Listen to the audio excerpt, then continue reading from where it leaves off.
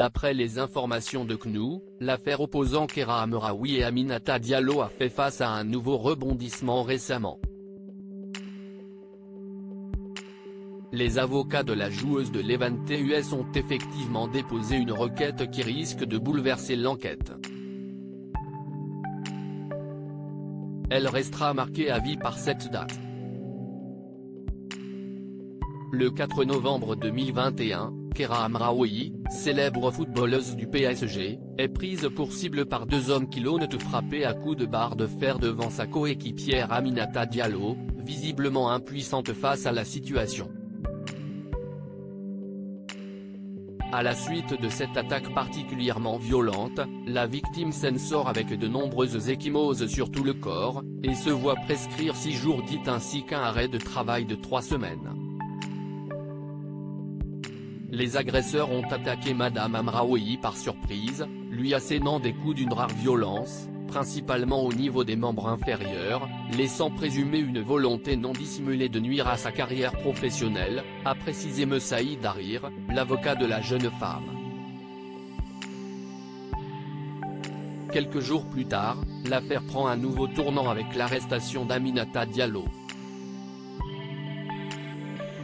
Soupçonnée d'être impliquée dans l'agression, elle passe 36 heures en garde à vue avant d'être relâchée sans qu'aucune charge ne soit retenue contre elle.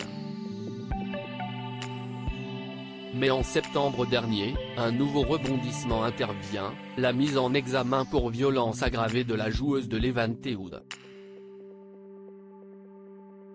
Aminata Diallo mise sur écoute. D'après les informations de CNOO, les enquêteurs étudient une nouvelle infraction depuis l'agression de Kera Amraoui, celle d'une escroquerie en bande organisée. Leur piste, qu'un agent de footballeuse, dénommé César M,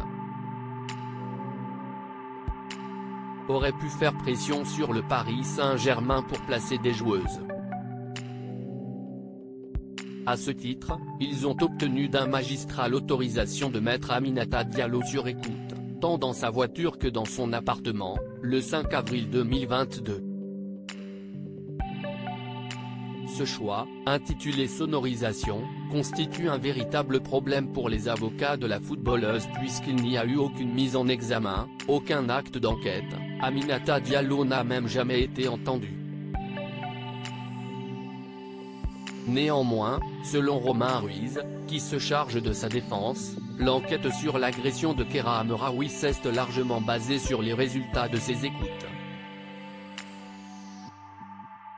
Pour ce dernier, l'enquête sur les soupçons d'escroquerie ne serait en fait qu'une excuse pour obtenir le droit de placer des micros chez la joueuse et dans son véhicule, afin d'y trouver des éléments dans l'affaire de l'agression.